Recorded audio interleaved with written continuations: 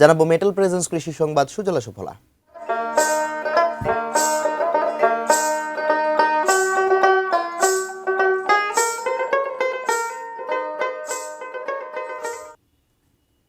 পরীক্ষামূলক কালোজিরা চাষে সাফল্য মিলেছে উপকূলীয় জেলা সাতক্ষীরায়। অল্প জমিতে চাষ করে বেশি ফলন হওয়ায় আগ্রহ বেড়েছে কৃষকদের মাঝে। তারা একে বলছেন কালো সোনা।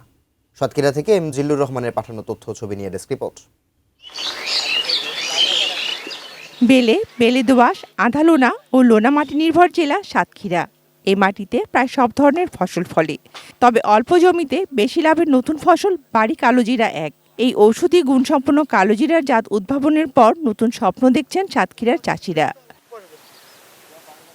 লবণ সহিষ্ণু ও তাপ সহনশীল এই জাতটি ৩ বছর আগে সদরের বাজদহে এক কৃষক ১ বিঘা জমিতে চাষ করেন, যা এখন দাঁড়িয়েছে ২৩ বিঘায়। বিঘা প্রতি ১৫-১৬ হাজার টাকা খরচ করে ৫০ থেকে ৬০ হাজার টাকা পর্যন্ত লাভ পাচ্ছেন চাষিরা। একই চাষে মৌচাষিরা পাচ্ছেন উৎকৃষ্ট মানের মধু।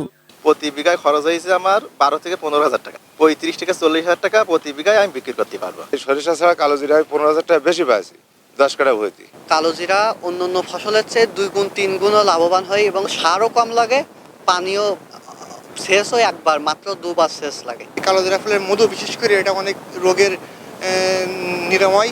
কালোজিরা ফুলে মৌমাছি বসলে চাষিরাও অনেক উপকৃত হয়, কারণ ফুলে যে ওই পরাগায়ন হয় এবং ফলটা অনেক পুষ্টি হয়। আর আমার এই মধুর চাহিদাও অনেক বেশি। পরীক্ষামূলক চাষ হলেও লাভ বেশি হওয়ায় দিন দিন বাড়ছে চাষের পরিধি। পরামর্শ দিচ্ছে কৃষি দপ্তর। গাজীপুরের কৃষি গবেষণা ইনস্টিটিউট থেকে উন্মুক্ত কালোজিরা একজাত হয়ে উঠতে পারে সাতক্ষীরার ব্র্যান্ড। দোআঁশ ও বেলে দোআঁশ মাটি এর জন্য পারফেক্ট। যদি ফুল ফোটার সময় যদি আমার বৃষ্টি হয় তাহলে আমার ফলনটা কমে যায়। জলবদ্ধ এরিয়া সহ্য করতে পারে না। এটা সাধারণত আপনার উঁচু জমিতে চাষের জন্য ভালো। বাড়ি কালোজিরা এক অত্যন্ত ঔষধি গুণ সম্পন্ন।